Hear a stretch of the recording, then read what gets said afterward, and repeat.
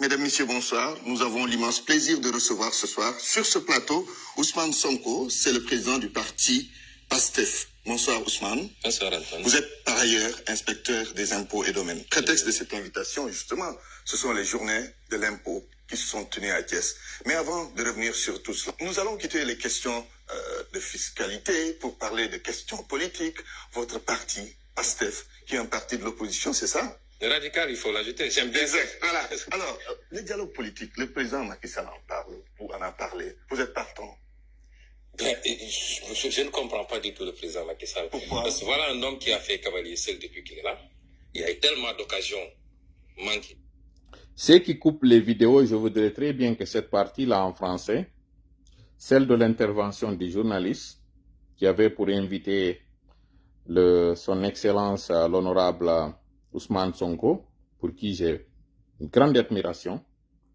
Je voudrais qu'au message là, surtout cette personne-là qui nous avait écouté en 2023, qui avait fait l'amabilité de transmettre notre message à l'époque à ce jeune gouvernement, ces jeunes qui venaient de venir au pouvoir, qui venaient d'arriver au pouvoir, je pense que c'était en 2024 plutôt, qui venaient d'arriver au pouvoir et qui avaient transmis notre message à l'époque. Je voudrais aussi que ces personnes fassent la même chose cette fois-ci. Qu'ils écoutent cette intervention qui date de 2012, où justement le président Sonko, parce que c'est un président, il est président d'un parti et il ne faut pas se le cacher, il est aussi l'un des présidents du Sénégal aujourd'hui. Même s'il n'y a pas de capitaine dans le bateau, le président élu, c'est le président Diomaye Diakhar Faye. Le président Sonko, à l'époque, était l'invité d'une émission de très grande écoute, jeune qu'il était à l'époque, aspirant à atteindre la magistrature suprême, ce que Dieu lui a permis de faire. Je voudrais aujourd'hui que son Excellence écoute ce qu'il avait dit à l'époque par rapport au dialogue. Et là, nous allons faire une translation, aller vers la situation guinéenne pour l'interpérer, parce que nous avons aujourd'hui des inquiétudes. Quand je dis nous, nous qui sommes activistes guinéens, qui pensions que ce teranga, cette terre d'asile qui est le Sénégal, cette pirogue dans laquelle toute personne qui a peur de chavirer, lorsque la tempête est si grande, lorsque la personne voit ce bateau, le Sunugal, lorsque les personnes embarquent dans ce bateau, nous avions l'espoir que le Sénégal allait pouvoir nous aider. Surtout lorsque des jeunes qui ont subi l'injustice arrivent au pouvoir. Et justement, nous allons aujourd'hui parler de ce dialogue auquel faisait allusion ce jour-là le président Sonko. Écoutez très bien son Excellence ce que vous aviez dit à l'époque sur le cavalier seul que faisait le président Macky Sall. Et là, je vous reviens pour vous expliquer ce qui se passe en Guinée. Pour un dialogue politique, des réformes en profondeur, l'acte 3 de la décentralisation, qui est une calamité, qu'il a fait sans consultation, le dernier référendum, sur des questions aussi essentielles que la Constitution qui doit régir, il a refusé de se concerter avec qui que ce soit. Il y a eu tellement de rendez-vous manqués, et pendant ce temps, il a géré de manière solitaire et même militaire, enfermant, menaçant. Je l'ai entendu menacer l'opposition en se qualifiant de lion qui dort, alors que nous, on a besoin d'un lion éveillé, d'ailleurs, vu l'état de ce pays-là. Et subitement, parce qu'on sort d'un référendum qui a fini de les inquiéter, si on sait lire bien les résultats. Il a quand même l'emporté. Oui, mais il ne faut pas se limiter à ça. Ça, vous êtes en surface. Un oui l'a emporté avec un taux de participation pour un référendum qu'on n'a jamais vu et avec un score qu'on n'a jamais vu également. Si on analyse sérieusement, eux-mêmes savent que c'est pas avec ces configurations-là qu'ils gagneraient des législatives. Et immédiatement, on nous agite d'un côté retrouvailles libérales, de l'autre dialogue politique. Nous disons. Vous n'êtes pas partant. Je dis qu'un dialogue, il est toujours bon dans un pays. Le Sénégal, sa première valeur, c'est pas le pétrole qu'on vient de découvrir et qui est géré de manière opaque, où on donne des trucs aux frères du président qui vend sur le marché international sans payer des impôts. Il a quand même démenti ça. Il a démenti ça. C'est la vérité. Il a démenti ça. Non, c'est pas, il ne peut pas démentir, c'est les réalités qui sont là. Oui. Et moi, j'ai témoigné à l'OFNAC sur cette affaire-là. Donc, c'est ce que je dis, c'est des choses avérées. Je dis, c'est pas ça notre première richesse. C'est pas les ressources minières qui sont gérées dans une opacité aussi importante également. Voilà. Notre première richesse, nous, c'est le dialogue et la stabilité de ce pays. Voilà. Ça. Vous voyez, président Sonko, vous parliez de la richesse du Sénégal. Ce ne sont pas les mines, ce n'est pas ce pétrole qui avait été découvert à l'époque. La plus grande richesse d'un pays, c'est le dialogue. En d'autres termes, un pays ne peut pas se développer quand il n'y a pas d'union, quand il n'y a pas d'entente. Voilà pourquoi vous avez parlé de ce dialogue. Et tout à l'heure, un internaute nous interpelle dans les commentaires, qui est aussi sénégalo-guinéen, qui nous dit que Teranga signifie terre d'hospitalité. Effectivement, c'est ça, c'est cette terre d'hospitalité. Mais aujourd'hui, nous avons des inquiétudes. Lorsque vous, qui étiez à l'époque l'opposition, et vous n'avez pas manqué d'ajouter, vous étiez même qualifié d'opposition radicale, étiez en train de subir l'injustice que vous étiez en train de subir, aujourd'hui que vous soyez de connivence avec un régime dictatorial, illégitime, et qui opprime, qui faisait les mêmes choses que vous étiez en train de dénoncer. Ça, nous avons des inquiétudes, Monsieur le Président. Lorsque vous avez parlé de cavaliers seuls, vous avez parlé d'oppression, vous avez parlé de référendum, vous avez parlé de détournement. Eh bien, figurez-vous, Monsieur le Président, toutes ces choses-là se passent aujourd'hui en Guinée. Vous êtes allé lors d'un voyage d'affaires, pour le faire simple, vous avez été interpellé. Un journaliste vous a interpellé, vous avez dit que la diplomatie vous impose, ce n'est pas vos propres termes, mais vous avez dit que la diplomatie exige à ce que si vous êtes dans un pays, que vous n'imposiez pas à ce pays ce que ce pays doit faire. On peut le comprendre. Mais nous sommes inquiets de voir que vous qui êtes jaloux de votre souveraineté, qu'aujourd'hui qu'on ait l'impression qu'on est en train de vous imposer comment vous devez gérer votre pays. En l'occurrence, quand des opposants au régime dictatorial de Mamadi Doumbouya n'obtiennent pas l'asile chez vous, ou bien que des opposants de manière pacifique demandent à avoir une autorisation de marché, qu'on leur refuse cela, ça nous ne pouvons pas le comprendre, Monsieur le Président. Nous pouvions le comprendre sous d'autres cieux, mais au Sénégal, nous n'avons pas compris ça. Cette tradition sénégalaise, ou même des procès de crimes contre l'humanité, ont été tenus au Sénégal, où aujourd'hui, on voit que vous semblez être de mèche, de connivence avec le CNRD, ça nous inquiète sincèrement. Vous qui aviez dit un jour dans une de vos vidéos, en citant le Coran, que vous pensiez vous échapper tout simplement parce que vous avez dit « nous croyons en Dieu » sans être éprouvé, Dieu a dit non. Non seulement que vous allez être éprouvé par Dieu, pourquoi? Pour que Dieu sache quels sont ceux-là qui sont sincères dans leur lutte et ceux-là qui ne le sont pas. Vous connaissez très bien le verset, ou les versets, parce que ce n'est pas qu'un seul verset. Moi, quand j'avais vu ça, vous qui étiez en train de vous adosser sur le Coran et dire que ce que vous étiez en train de subir aura une fin, moi j'avais un espoir. Nous, à l'époque, nous avions dit, voilà des jeunes humains qui comprendront lorsqu'ils seront au pouvoir qu'aujourd'hui, ce que la France est en train de faire, ça doit s'arrêter. Nous avions espoir.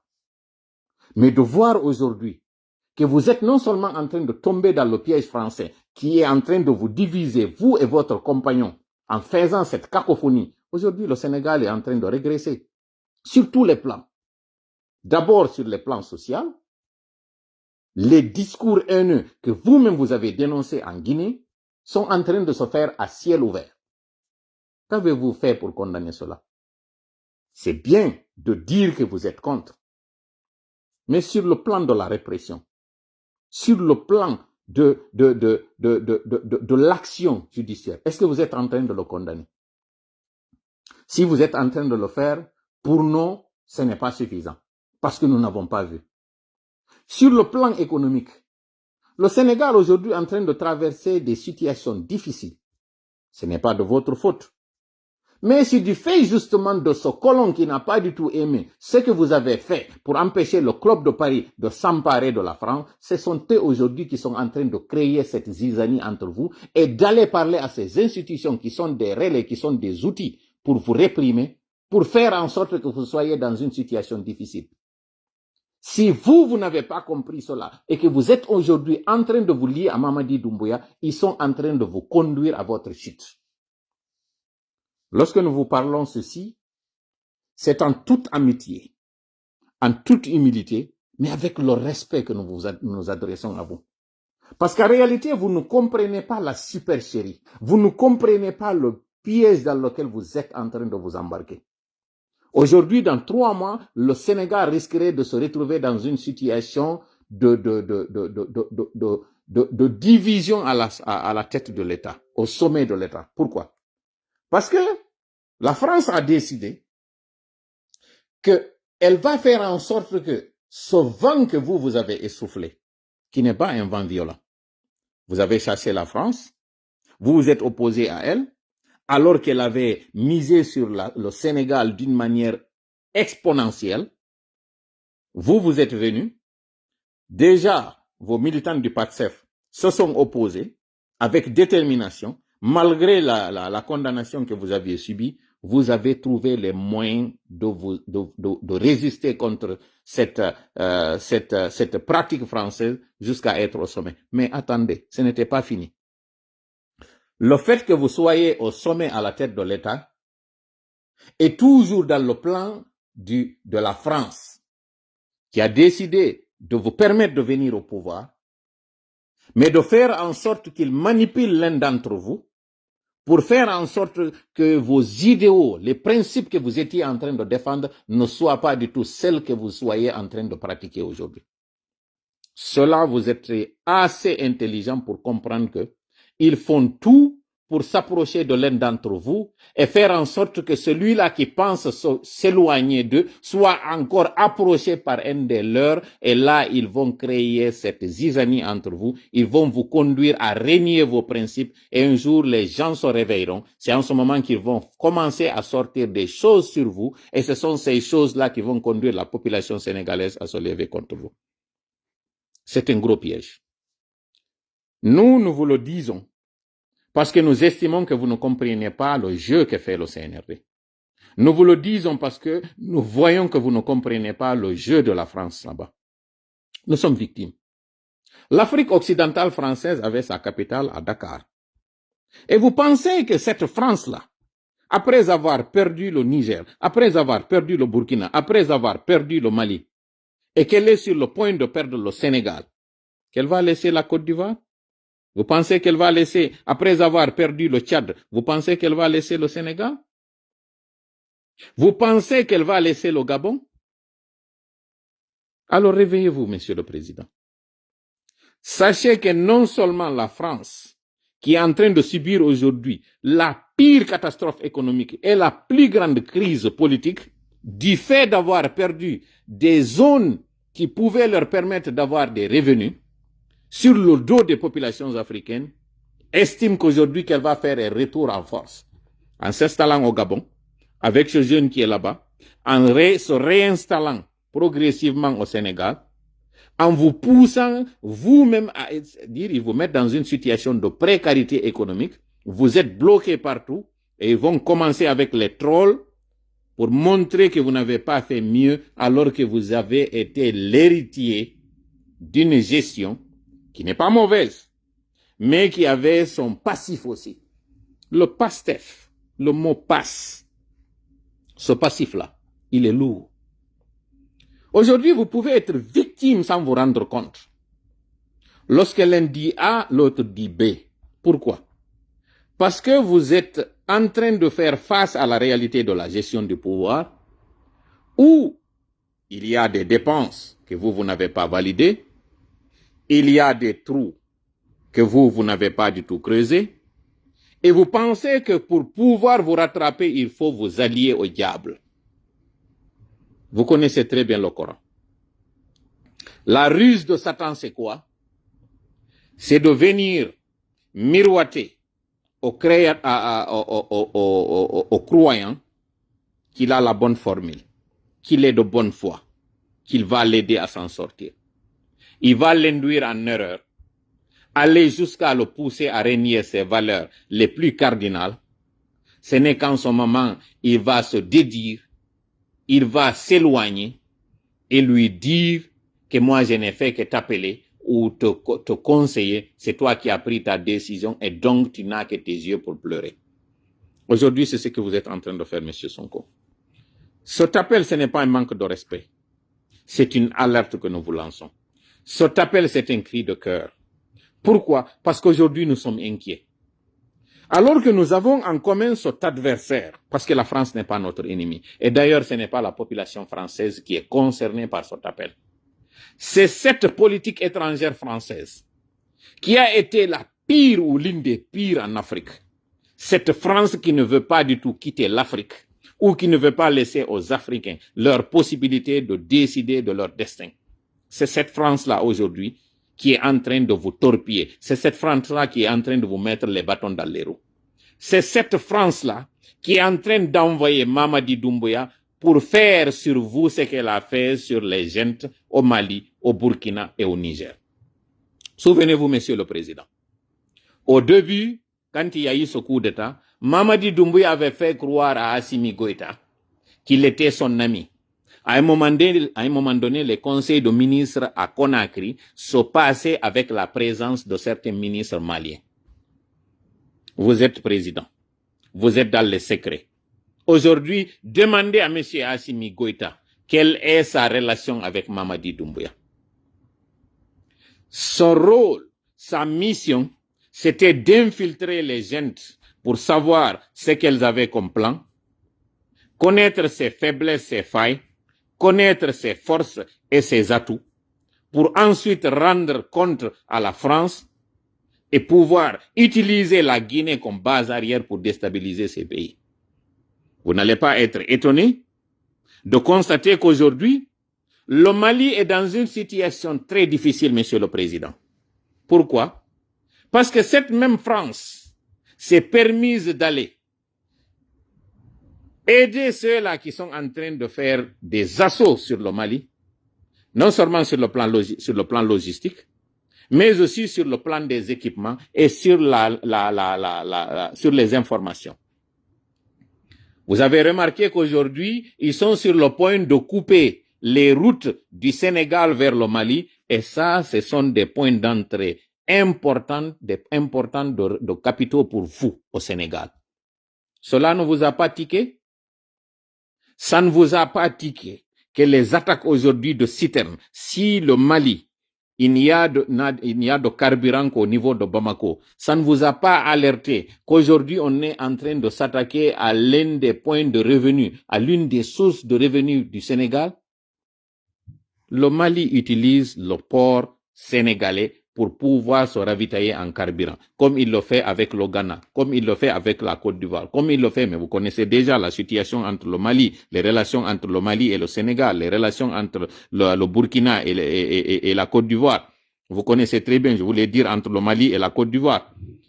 Nous vous alertons sur toutes les choses là pour que vous compreniez que Baouri, Mamadi et tous les autres qui sont en train aujourd'hui de vous utiliser pour réprimer des opposants qui sont au niveau du Sénégal, sont en train de vous utiliser pour obtenir pour atteindre leur objectif. Lorsqu'ils atteindront leur objectif, et d'ailleurs ils n'attendront même pas de l'atteindre, ils sont déjà en train de vous asphyxier. Parce que si le Mali était stable, le pétrole que vous avez découvert au Sénégal, avant on disait le Soudan français, c'était le Mali et le Sénégal. L'un de vos clients pour ce pétrole allait être le Sénégal, d'ailleurs le premier.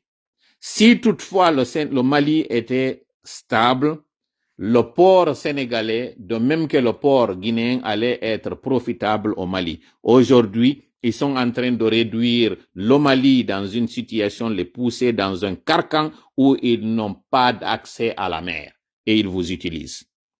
Si vous ne vous réveillez pas, Monsieur Sonko, président Sonko, si vous ne vous réveillez pas pour comprendre que votre proximité avec la gente ne fera qu'écorner votre image, ne fera que vous éloigner de vos principes, ne fera que créer une crise au niveau du Sénégal, vous allez être un perdant.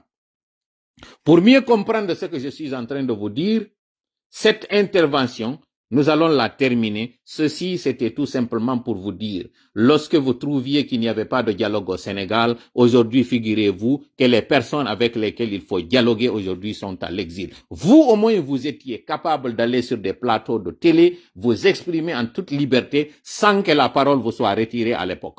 Nous, aujourd'hui, il n'y a même pas de médias. Vous imaginez, Monsieur le Président? Vous qui étiez en train de dénoncer le fait que le président Macky Sall a fait un référendum d'ailleurs qui est sorti avec un oui mais un oui très faible, et la preuve en a été que plus tard, vous aviez été du 3e candidat, vous avez été le 1er candidat. Ça, c'est la preuve qu'il y avait une adhésion très forte à vos idéaux, à votre combat et à vos principes. Figurez-vous qu'en Guinée, on vient de sortir d'un scrutin, entre guillemets, d'un référendum, entre guillemets, où les 2 principaux partis politiques ont été écartés. La population, les militants de ces partis politiques ont été appelés au boycott. Mais tenez-vous bien, le CNRD s'est arrangé à se faire un score stalinien, d'abord un taux de participation de plus de 90%, alors que 95% de l'électorat a décidé de bouder. Le CNRD, lui, il a pu s'octroyer un score stalinien. Ça ne vous dit rien, monsieur le président Sonko? Ça ne vous dit pas que vous, au moins au Sénégal, vous avez pu mettre la mouvance en difficulté et elle a pu l'emporter de justesse. Mais nous, en Guinée, on n'a même pas permis à ce que cette population s'oppose à ce référendum. Le oui l'a emporté, selon eux, avec brio. Et là, ils engagent un autre rendez-vous, une autre échéance, pour finalement sortir de la clandestinité. Cette copine qu'ils étaient en train de violer, la partouze, vous m'excusez l'expression, monsieur le président, mais il faut dire les choses telles qu'elles sont, que le CNRD a fait sur le peuple de Guinée. Finalement, il décide de prendre cette femme violée, cette femme maltraitée, l'amener à la mairie, contre son gré, contre le gré de ses parents, et dire que nous allons faire un mariage. Ce mariage-là va être signé. Cette femme enceinte, violée, violentée, va venir à la concession pour devenir la bonne, pas l'épouse. Monsieur le président Sonko, finissons votre discours.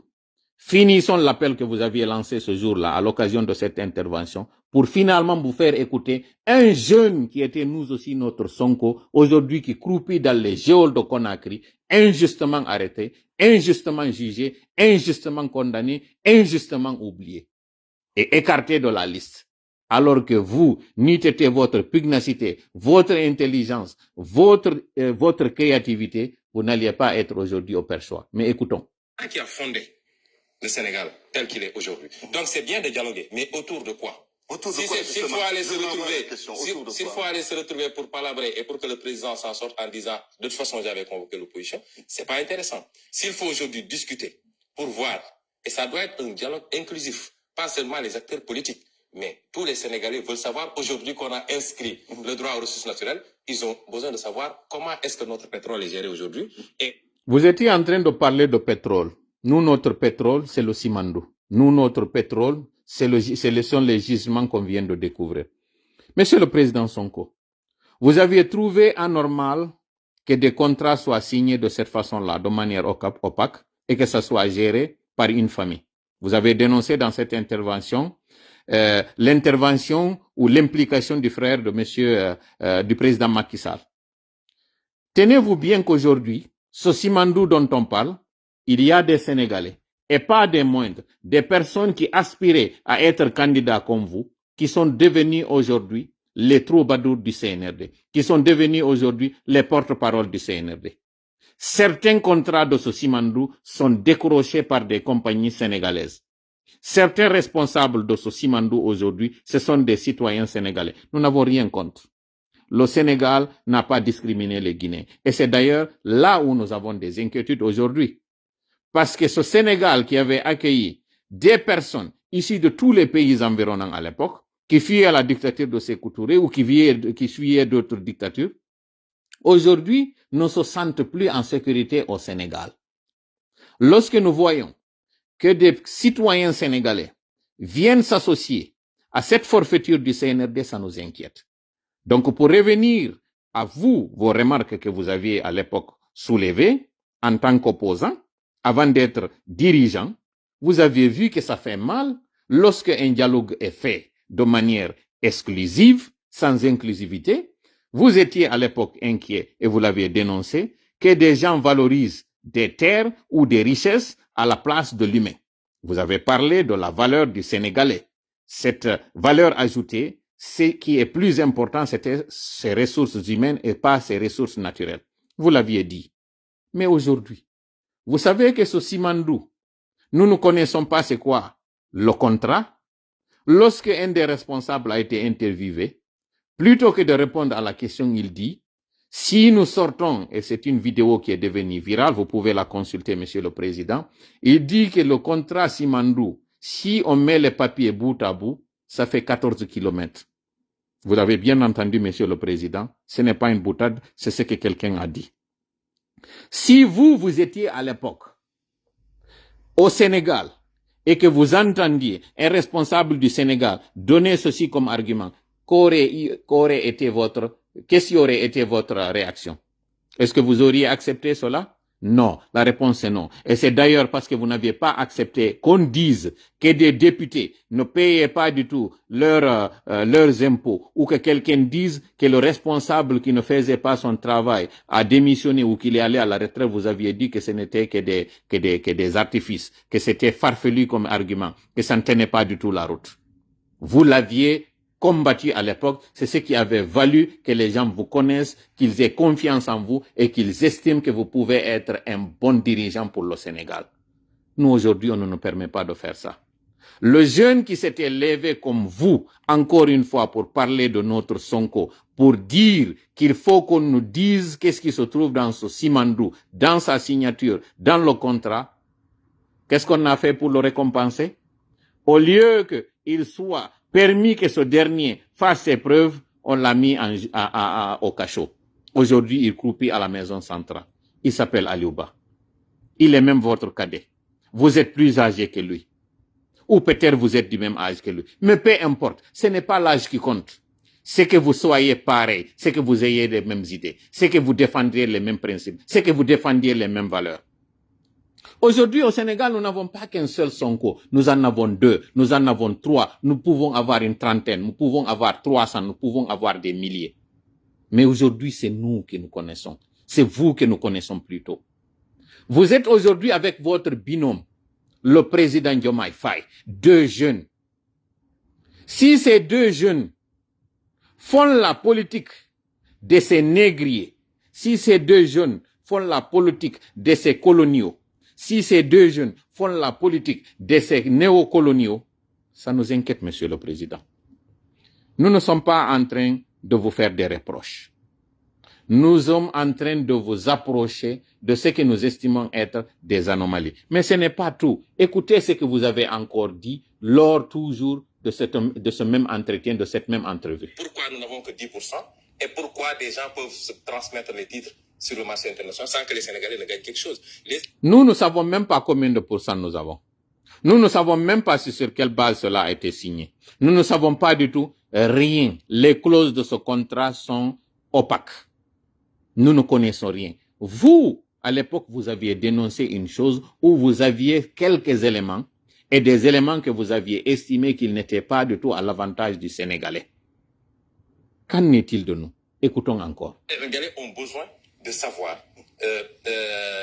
un certain nombre de dispositions contenues dans la Constitution et qui doivent faire l'objet de lois d'application, loi ordinaire ou loi organique.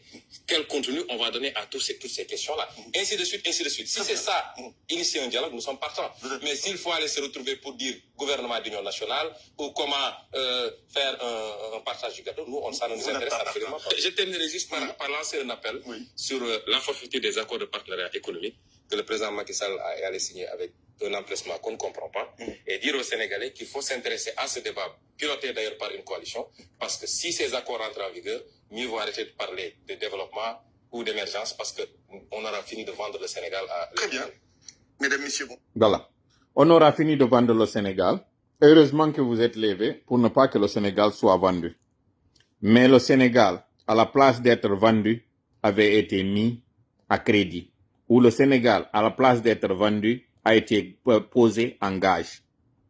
C'est cet héritage qui est en train aujourd'hui de vous torpiller. Le Club de Paris, en complicité avec certains dirigeants à l'époque, ont fait en sorte qu'il y ait des dettes et des dettes colossales, qu'il y ait des investissements au Sénégal, des investissements aussi importants, tellement importants que la France ne va pas laisser le Sénégal entre vos mains. C'est ce qui fait aujourd'hui que pendant que vous êtes en train de faire des démarches pour vendre le Sénégal aux investisseurs, ces personnes tapies dans l'homme sont en train de faire l'exact contraire pour que le Sénégal ne puisse pas du tout émerger. Ils sont en train de faire en sorte que, comme l'avait fait De Gaulle au moment où la Guinée avait eu son indépendance, faire en sorte que l'exemple guinéen serve de leçon à toute personne qui essaierait d'emprunter ce chemin. Malheureusement, quelques temps après, en voyant que la Guinée, le peuple de Guinée résilient qu'il avait résisté, ils se sont liés d'amitié avec Sékou Touré, ils se sont mis à piller les ressources du pays et lui aussi, sans se gêner, a maintenu la Guinée dans une précarité. Pendant que vous, votre premier leader, l'excellence, feu Léopold Sédar Senghor, était en train de faire en sorte que vous puissiez aller dans de bonnes écoles, nous, en Guinée, on était en train de nous enseigner les langues locales. Vous êtes allé dans une très bonne école, vous avez une très bonne formation, vous et votre camarade, ce qui fait qu'aujourd'hui, le Sénégal a tellement de cadres que vous avez fait ce qui n'avait jamais été fait. Qu'un président puisse avoir la victoire dès le premier tour. Ça, c'est parce que vous êtes le fruit du deuxième fruit, qui est lui aussi le fruit du premier fruit. Aujourd'hui, vous avez un très bon héritage. Malheureusement, cette France décide parce que vous avez fait quelque chose d'inédit. Vous avez fait quelque chose d'inattendu. Vous avez fait quelque chose d'exceptionnel. Quelque chose, un exploit que personne n'avait pu. Ils sont en train de vouloir vous châtier. C'est le mot qu'il faut. En faisant en sorte que vous ayez des difficultés et que vous ayez ensuite des désaccords entre vous. Et finalement, ils vont faire comme ce qu'ils ont fait avec Thomas Sankara et son ami, entre guillemets, comment s'appelle, Blaise Compaoré. C'est la même chose, c'est le même sort qui vous attend. Comme ils ont fait aussi au niveau de la Centrafrique, entre deux amis, ils s'approchent de l'un pour l'utiliser contre l'autre. Finalement, ils éliminent l'un et restent avec l'autre. L'autre avec lequel ils sont restés, finalement, c'est avec lui, ils vont continuer parce que il est là tant que ça fait leur affaire. Excellence, Diomaye Faye. Excellence, Ousmane Sonko. Vous êtes dirigeant d'un pays respectueux, respectable et respecté. Nous, peuple de Guinée, en tout cas, nous qui sommes de la diaspora, nous vous en sommes très reconnaissants pour ce que vous êtes en train de faire, en tout cas à ceux qui sont chez vous, Guinéens, qui sont venus demander l'asile ou qui sont venus en train de travailler de manière honnête. Mais nous avons aujourd'hui des inquiétudes. Nous ne vous demandons pas d'agir pour nous en Guinée. Non, cela ne vous revient pas. Il nous revient à nous de nous lever pour nos droits comme vous vous êtes levé pour vos droits. Mais lorsque, parlant de droits, nous ne pouvons pas du tout exercer ces droits dans votre pays, cela nous inquiète. Lorsque nous voyons que nos droits sont bafoués au pays et que vous êtes en train de faire affaire avec ces pays qui bafouent, avec ce pays, avec ce régime qui bafoue nos droits, ça nous inquiète. Lorsque nous sommes en train de faire que sans le savoir, de manière inconsciente, vous êtes en train d'aider celui-là qui est d'alliance, qui est de mèche, qui est d'intelligence, en intelligence avec ceux-là qui sont en train de vous mettre dans les bâtons dans les roues, ça nous inquiète. Parce que nous savons que la chute du Sénégal entraînera la chute de la démocratie. Et la chute de cette démocratie entraînera l'installation de l'autocratie. Ça entraînera l'installation de la dictature. Ça fera le retour du colon alors que vous êtes panafricain. Notre espoir est en vous sur ce flambeau de panafricanisme. Aujourd'hui, sans le savoir, vous êtes en train de servir de manche pour ce sabre français, pour ce marteau français qui est en train de nous torpiller, qui est en train de nous découper et qui est en train de découper en même temps la démocratie. Si j'ai été long, vous allez m'en excuser, mais il est important aussi que vous écoutiez ce message. Et parlant justement de notre Sonko, écoutez maintenant ce que disait Aliouba et ce qui lui a valu cet emprisonnement par rapport à ce qu'il constatait comme dysfonctionnement dans notre pays. Gouvernants rendent impossible la forme démocratique de conquête et d'exercice du pouvoir, ils encouragent de façon implicite l'émergence d'autres options. L'histoire nous enseigne quelques exemples illustratifs dans les luttes politiques menées à des endroits et dans des contextes différents dans le monde. Ce jeune, il s'appelle Aliouba, président du modèle. Il est aujourd'hui en prison, condamné pour 2 ans. Le seul crime de M. Aliouba, dit-on, c'est d'avoir offensé chef d'État. C'est faire offense à un chef d'État. Vous avez dit beaucoup de choses sur le président Macky. Cela ne vous a pas valu l'emprisonnement. Vous avez fait beaucoup de choses au Sénégal. Cela ne vous a pas valu l'emprisonnement. Il a fallu qu'ils utilisent des moyens, quand je parle d'îles, ceux-là qui ne voulaient pas que vous veniez au pouvoir, pour vouloir vous écarter et pouvoir le faire. Mais puisque votre dessein était de diriger le Sénégal, aujourd'hui, non seulement que vous êtes en train de diriger le Sénégal, mais un ami à vous, qui est infidèle, est en train aussi de diriger ce Sénégal. Donc, pour le prix d'un, vous avez eu 2. Nous, Cellou Dalein est écarté, Alpha Condé est exilé, Sidya Touré est exilé. Ces 3 représentent à eux 80 ou plus de 95% de l'électorat. Et ce jeune-là, qui constituait l'espoir, si toutefois l'un d'entre eux, par la faute de l'âge ou par quoi que ce soit, venait d'être écarté, c'est lui qui allait être notre Sonko. Écoutez maintenant ses interventions, là où il parle de choses, et vous allez certainement vous retrouver dans ces idées, parce qu'elles sont également les vôtres. Écoutons. La légitimité des lois et décisions dans la gouvernance de nos États. Restreindre les droits des individus et interdire l'expression des libertés fondamentales sont l'une des caractéristiques des régimes autocratiques. Le système répressif s'instaure par la stratégie des lois et décisions liberticides taillées sur mesure. À défaut d'avoir de la vertu et la capacité à régler ou anticiper sur les problèmes de la société, les dirigeants véreux et radicaux s'arrangent toujours à rendre illégales toutes les formes pacifiques de contradiction. Cela leur permet de prédisposer les esprits immatures, donc manipulables, à la justification de la répression, aux emprisonnements et à toute forme de maltraitance des opposants et activistes. Monsieur le Président Sonko, ce discours-là, il ne vous dit pas quelque chose? Cette description de la situation de répression, l'utilisation de la justice, l'utilisation des lois, le fait de les tailler sur mesure, le fait d'encourager la médiocrité, le fait de justifier ce qui est inadmissible, ça ne vous dit rien? Lorsque vous a accusé, vous, de faire des choses qui sont contraires à la morale et aux valeurs qui sont les vôtres, alors que vous avez 2 épouses, si je ne m'abuse. Au-delà de l'accusation, n'aviez-vous pas mal au fond de vous que votre image soit ternie et que demain qu'on dise de vous que vous aviez fait une telle chose? Voilà ce qu'est en train de décrire M. Aliouba.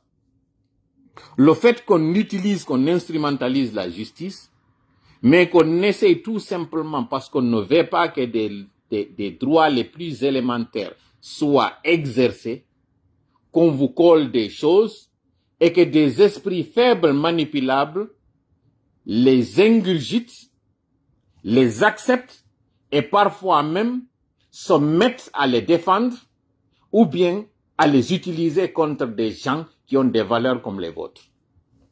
Ça ne vous dit rien, Monsieur le Président? Mais ce n'est pas tout. Écoutons encore. Ce type de pratique encourage la radicalisation et la clandestinité dans la résistance. Il va de soi, lorsque les gouvernants rendent impossible la forme démocratique de conquête et d'exercice du pouvoir, ils encouragent de façon implicite l'émergence d'autres options. Vous avez entendu l'émergence d'autres options. Ces options, vous les aviez à portée de main, mais vous aviez décidé et vous aviez choisi d'utiliser la voie des urnes. Les militants du PASTEF ont subi l'affre. Ils ont été violentés. Ils ont été maltraités. Combien de victimes avez-vous recensé, M. Sonko, pendant que vous étiez en prison? Pendant que certains même pensaient que ça n'était fini pour le PASTEF. Votre parti avait même été dissous. Vous avez eu ce dossier qui vous a empêché d'être candidat.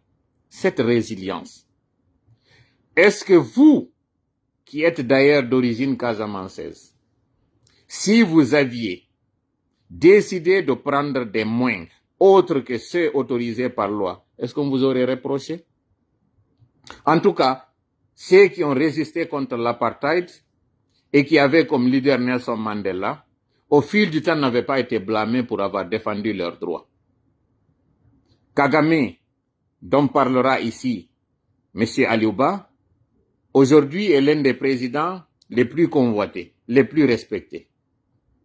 Mais il est venu au pouvoir en utilisant la force. Il a fait une rébellion.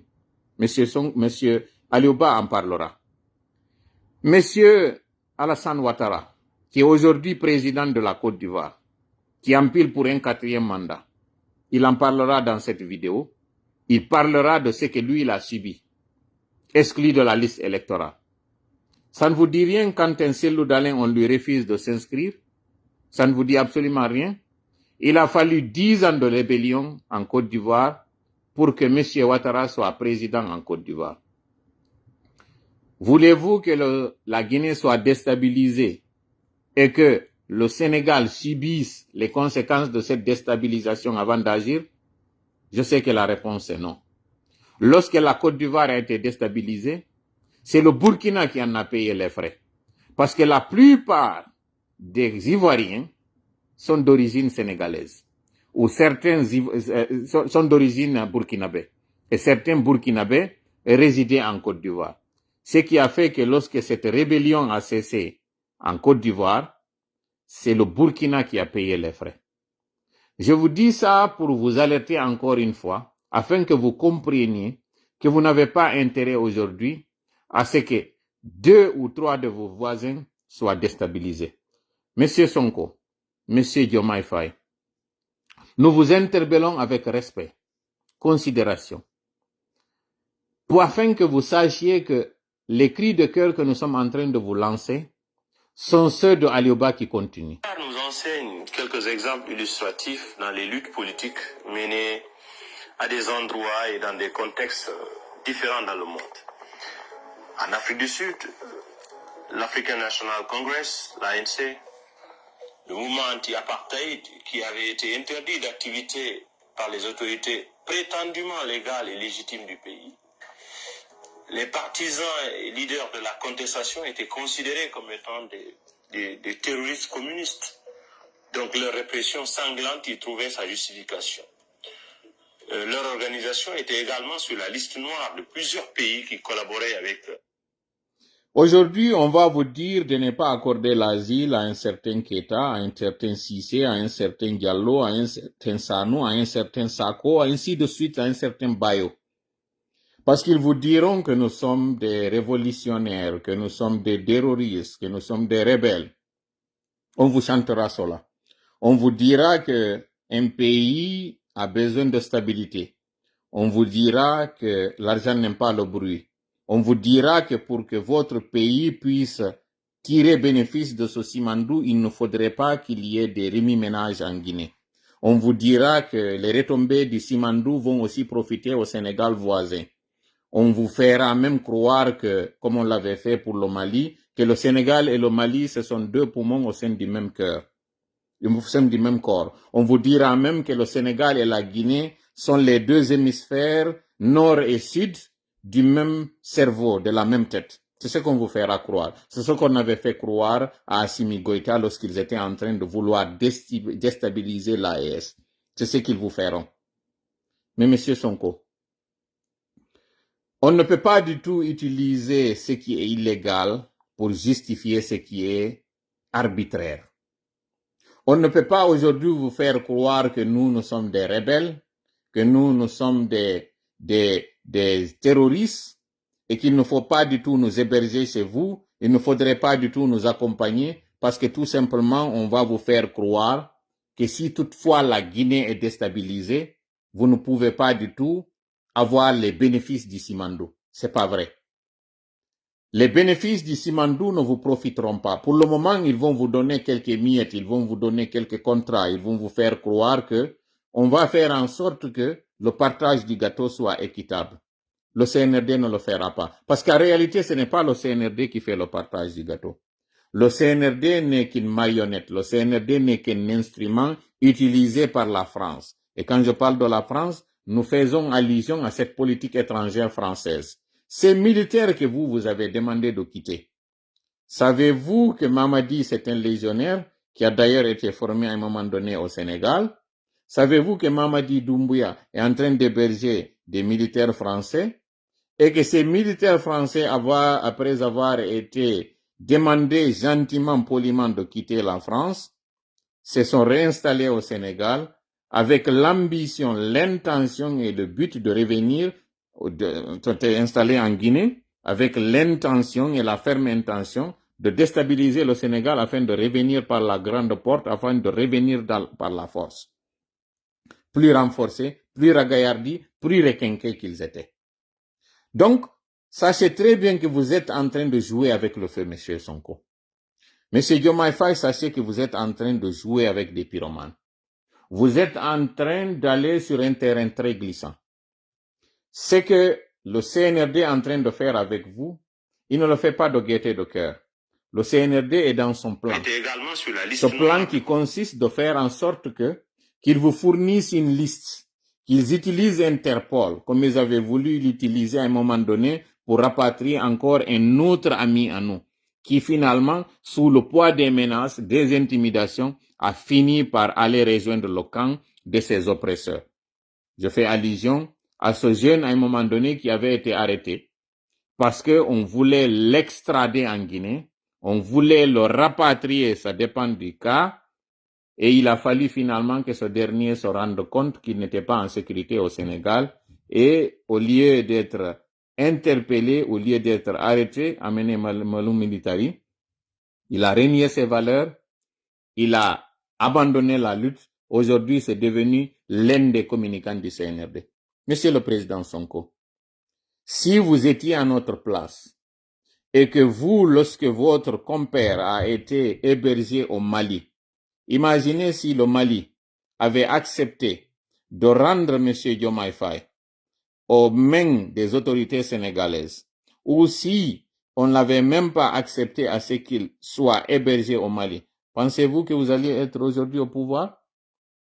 Comprenez-nous, Monsieur le Président, Messieurs les Présidents, Diomaye Faye et Ousmane Sonko, que ce cri de cœur, cette alerte que nous sommes en train de faire, elle est d'abord dans notre bien, dans notre avantage, en notre faveur aujourd'hui, mais elle est également dans votre avantage, dans votre intérêt et pour votre bien. Nous n'avons pas de bilan en tant que tel à défendre. Vous, non. Vous avez un bilan. Nous ne sommes pas aujourd'hui au perchoir. Et d'ailleurs, en ce qui me concerne, je ne cherche pas du tout à être au pouvoir. Notre volonté, notre souhait, notre mission, notre ambition, c'est de défendre les intérêts moraux et matériels des Guinéens. Notre mission, notre ambition, c'est que les droits de l'homme soient respectés, que la justice ne soit pas un instrument.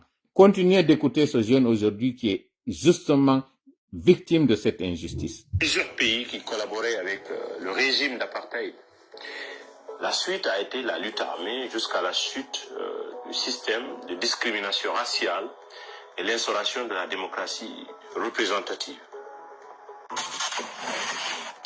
L'esclavage, le racisme, la colonisation avaient été aussi instaurés par des lois faites par et pour des régimes oppresseurs. C'était des systèmes de domination qui protégeaient des intérêts particuliers tout en imposant la soumission aux victimes, et cela au nom du respect de la loi. C'est pourquoi toute initiative de contestation était réprimée par la police et la justice au compte de l'autorité dite publique. La suite a été un combat multiforme qui a fait beaucoup de victimes et dont certaines dimensions restent encore des défis réels du monde contemporain. En Côte d'Ivoire, c'est par des lois qu'Alassane Ouattara avait été contraint à l'exil et déclaré inéligible pendant plusieurs années pour défaut de nationalité et autres arguments farfelus.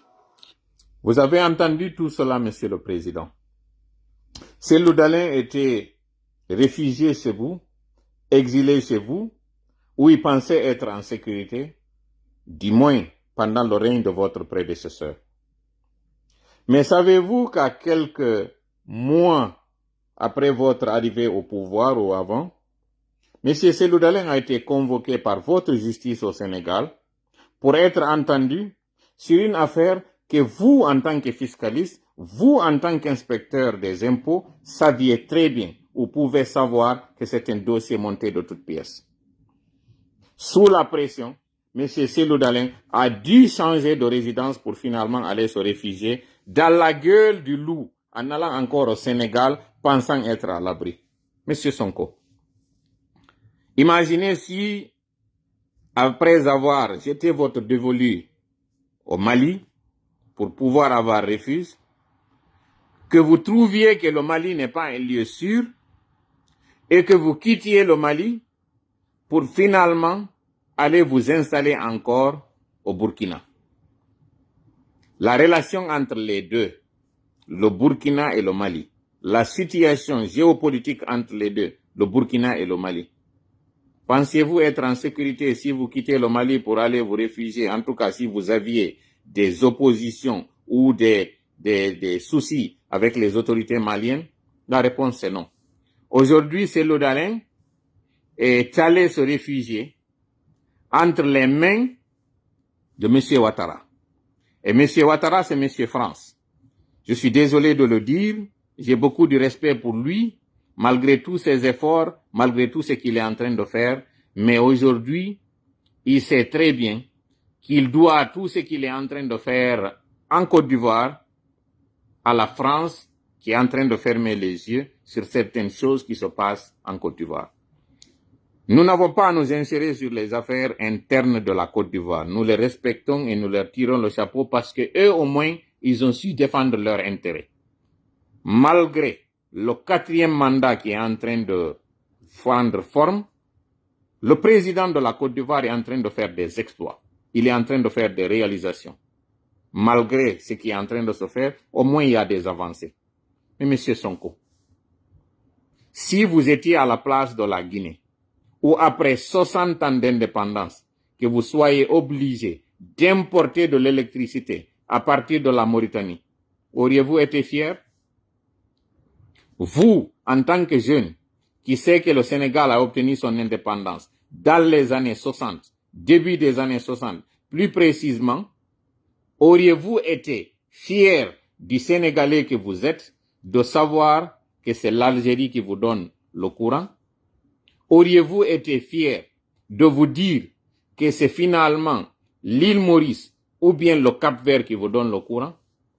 C'est sûr que la fierté du Sénégalais que vous êtes n'allait pas vous permettre de faire une telle chose. Alors le CNRD est en train de plonger la Guinée aujourd'hui dans une précarité à tel point qu'il n'y a même pas de route pour les Guinéens.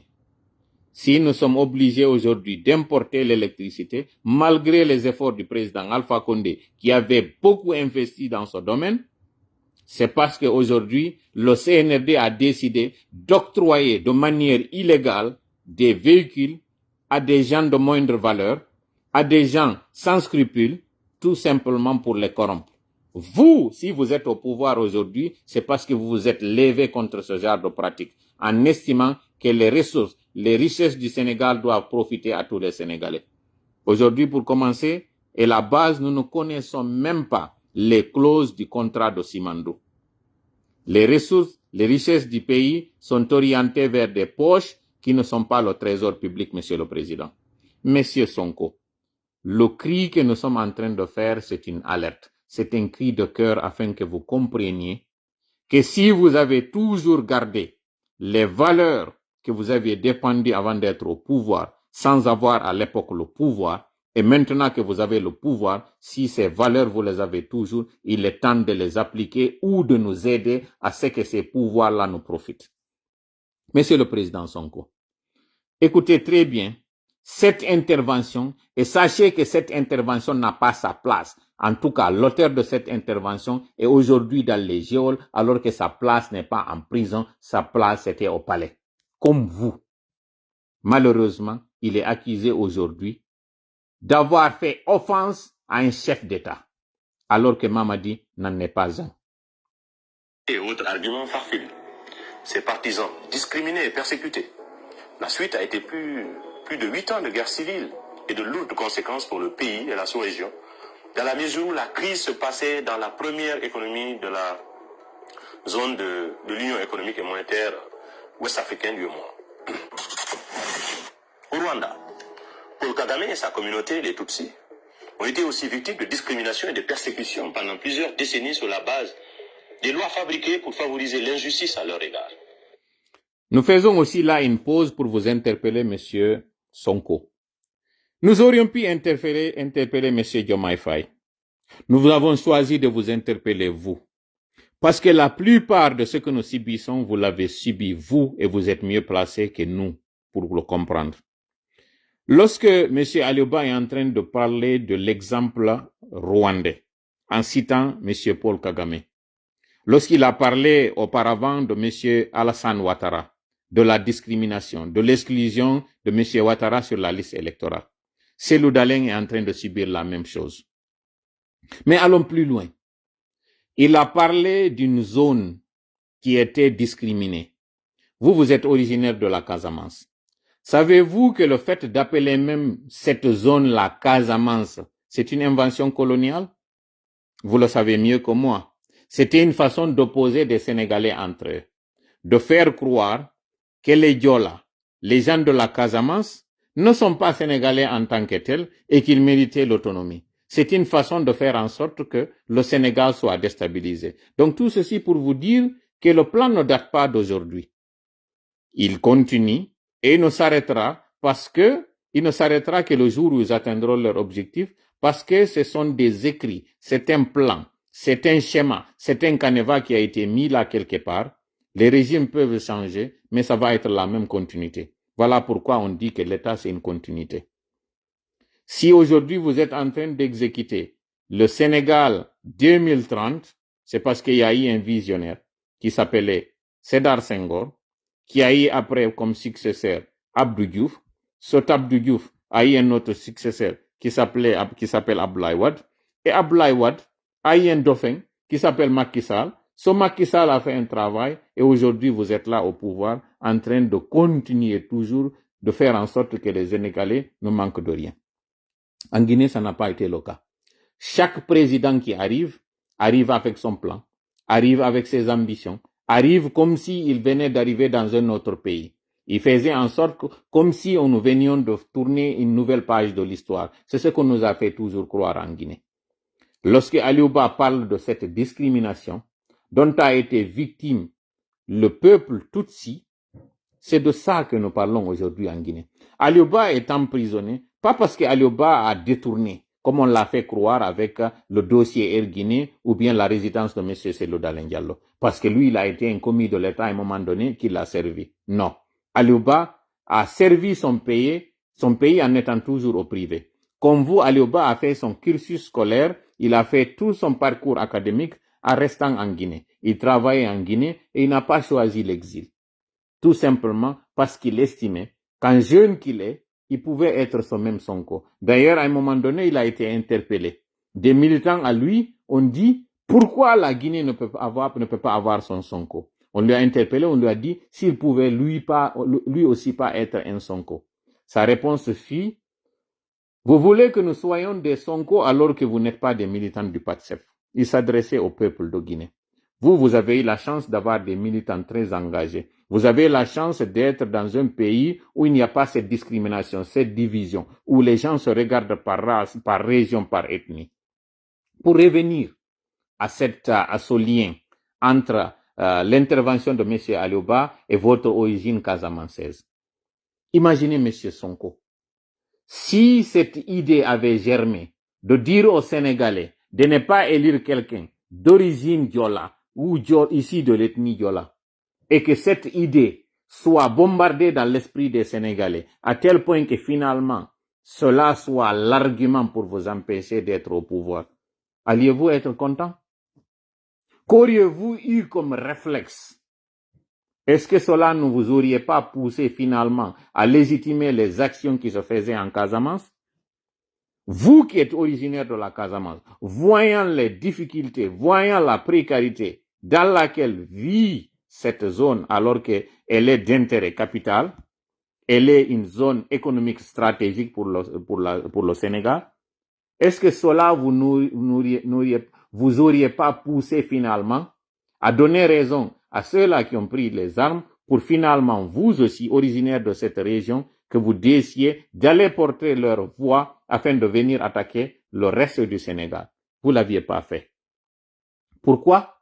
Parce que justement, tout le peuple sénégalais, droit comme un seul homme, vous avez conduit à la magistrature, chose qui a fait que vous n'avez pas eu besoin de recourir aux armes.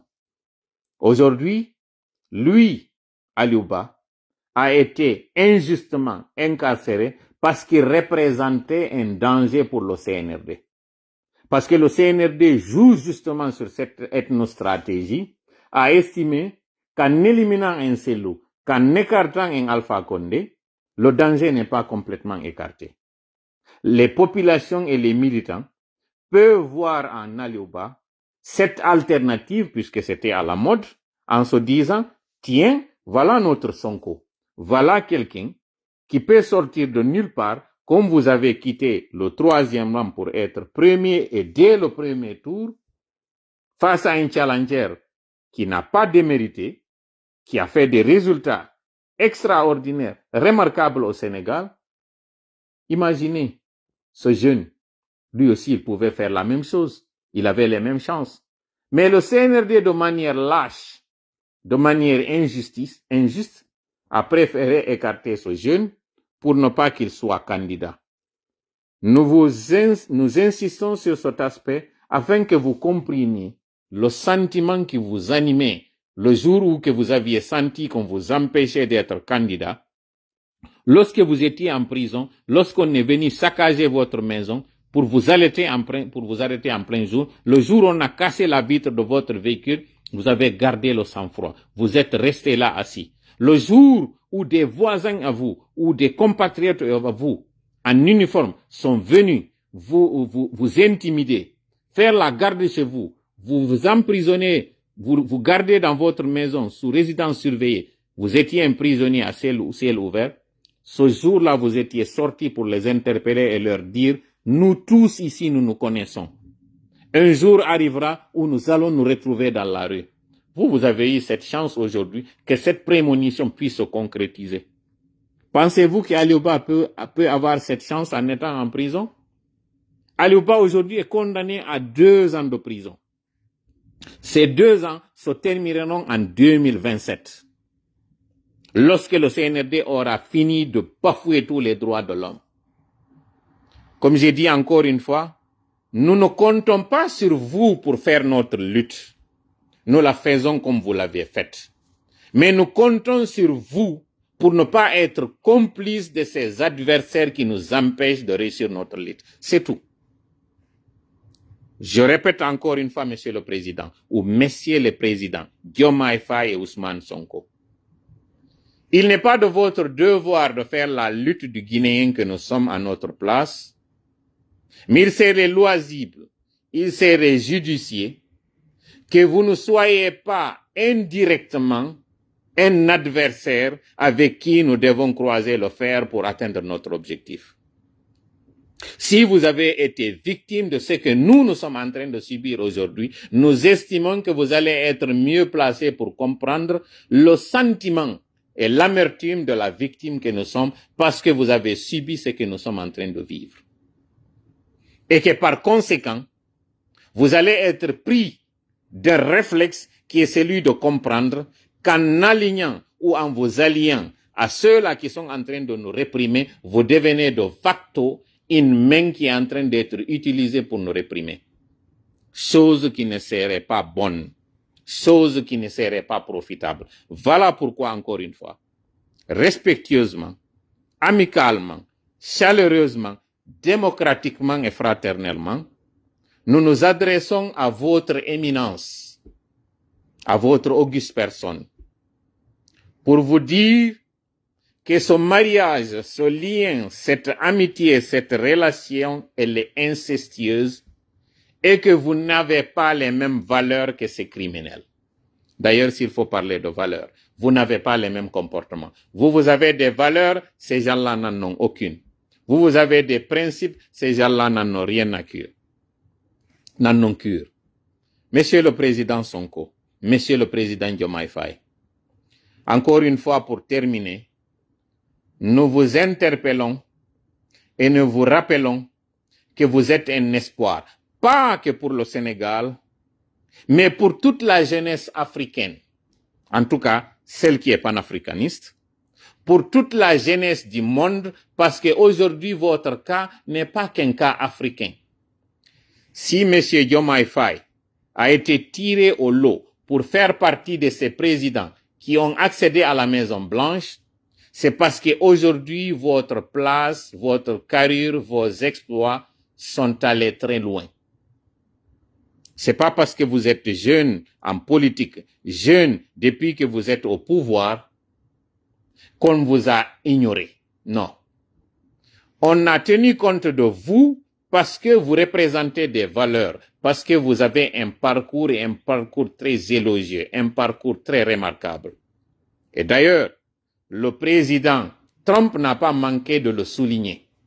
Il a dit qu'il respecte le peuple sénégalais, malgré qu'aujourd'hui, certains Sénégalais, et la plupart qui sont vos militants, qui avaient fui la répression pour se retrouver via le Nicaragua aux États-Unis, ne font pas la fierté du jeune que vous êtes. Vous auriez aimé que ces personnes-là rentrent au Sénégal, qu'ils contribuent à la construction du Sénégal. Malheureusement, aujourd'hui, si on a même interdit des visas à certains officiels sénégalais, ou qu'on vous a mis sur une liste, ce n'est pas vous, ce n'est pas votre résultat, ce n'est pas votre gestion, ce n'est pas votre faute. C'est parce qu'à un moment donné, le peuple sénégalais, en général, et plus particulièrement les militants du PASTEF, étaient tellement persécutés que leur seul espoir, c'était de sortir du Sénégal. Aujourd'hui, la Guinée occupe la première place des demandeurs d'asile en France, alors que la Guinée n'est pas un pays en guerre. Il dévance certains pays qui sont en guerre. À un moment donné, la Guinée était troisième, derrière deux pays qui étaient en guerre. Aujourd'hui, depuis l'arrivée du CNRD, non seulement la Guinée a pu déclasser la deuxième place, mais elle est allée se percher occuper la tête du palmarès en étant première. Ça ne vous dit rien, M. Sonko? Je vais m'arrêter là, en espérant que cet appel-là, il pourrait vous atteindre, et que vous allez comprendre l'inquiétude de l'activiste que nous sommes, l'inquiétude du FRAPP que nous sommes. Et le FRAPP, c'est le Front républicain pour les actions patriotiques. Nous avons un bureau au Sénégal et à Dakar. Nous ferons en sorte que vous puissiez mieux nous connaître, discuter avec vous, que vous nous exposions nos difficultés. Et nous osons espérer que vous allez donner une suite favorable à cette sortie qui, comme j'ai dit encore une fois, elle porte la parole de quelqu'un qui est victime d'injustice comme vous. Même si nous ne sommes pas de son parti le modèle, mais aujourd'hui il incarne cet espoir qui est le nôtre. Nous sommes également porteurs de ce message qui n'est pas seulement du leader du modèle ou des militants du modèle, mais de toute la Guinée. Parce qu'aujourd'hui, ce que les Guinéens sont en train de subir, ce n'est pas que les militants de l'UFDG, ce n'est pas que les militants du RPG, ce n'est pas que les militants de l'UFR, ce n'est pas que les militants du FNDC, ce n'est pas que les militants du modèle, ce n'est pas que les militants du FRAPP. C'est tout le peuple de Guinée qui est martyrisé, maltraité, discriminé. Les mots me manquent, Monsieur le Président. Sur ce, nous espérons que vous alliez comprendre notre amertume, notre inquiétude, et que vous allez prendre des distances, comme j'ai dit, c'est tout ce que nous demandons, que vous preniez vos distances et que vous permettiez à ce que nous puissions nous exprimer au Sénégal et que nous puissions savoir que nous sommes en sécurité au Sénégal afin que le Guinéen ne se sente pas comme s'il était dans une terre ou sur une terre autre qu'une terre africaine. La teranga et la teranga.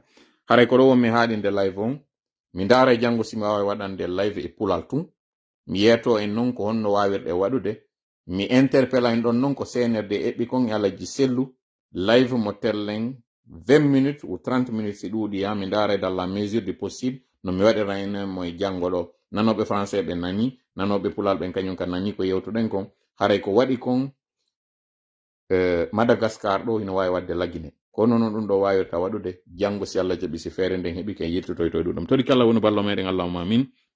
Yo hawri ndin en sababu allahumma amin. France wallitaki ɗo CNRD ha ɗum dandi CNRD.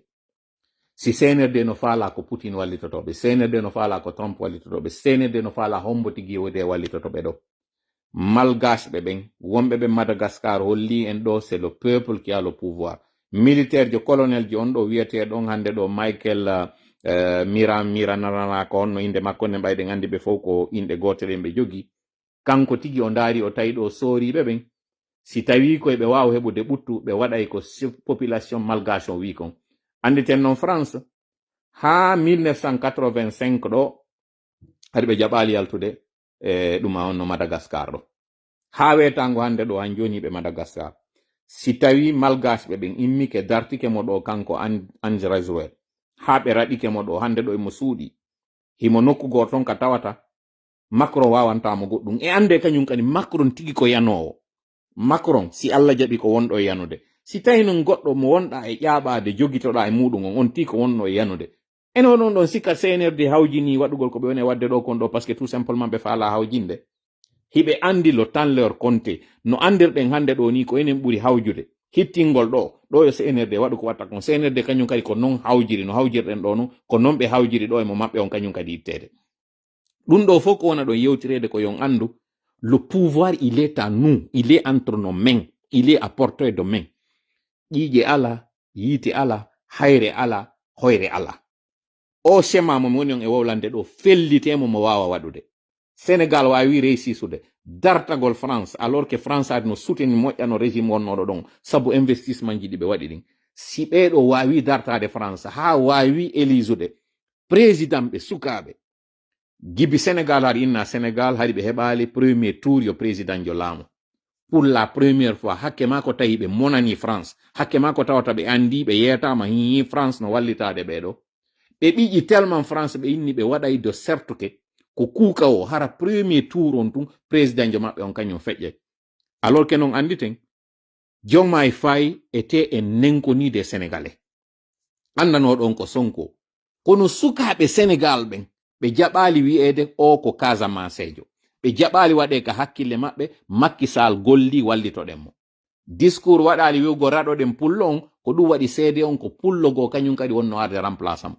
Donc parti président Macky Sall on perdirali parce que ko pullo wonno e laamade. Sonko kañum kadi feƴƴirali ma sakkiranoka parce que ko iwɗo Casamance. Ɗiɗo ɗiɗi ko ma wawen famude ɗi, waɗuɓe ɓen ka hakkille meɗen wondema ɗo siɗen dartade ko maninkajo wonɗen dartade, maɗon se wallidire alpha ko maninkajo wonɗe wallidirde mum, ko ɓeɗo woni en e tappude ka ko'e, ko ɓeɗo woni en jiiɓude en. Hande ɗo problème guinéen on, c'est pas un problème peul, ce n'est pas un problème malinké, ce n'est pas un problème forestier, ce n'est pas un problème susu, c'est un problème guinéen. Ko pullo on wona yi'ede, ko ɗo wona ƴuppede, kono sakkitorte ɗon end of the row ka lannitoyta ɗon down the road ko sosoɓe wona yananoyede. Ɓe wawata famude ɗum fewndo ka wonɗe yewde ɗo. En ɗaɓɓa kadi yoɓe faamu fewndo ɗo. Ko ɗaɓɓuɗen onon ko yon faamu wondema ko en fof sen jonniri juuɗe hara en nangali yugol korun an beɗum an si wawen dartade ɓeɗo. Fellite en habbora goto e ar walla en. Hiɗen jogi solution on juuɗe men, il suffit juste de l'appliquer. Tori kala wonu ballo meɗen allahumma amin, hawrinti en sawabu allahumma amin, allahumma salli ala sayyidina Muhammad wa sallim. Wassalamu aleykum wa rahmatullahi wa barakatuh.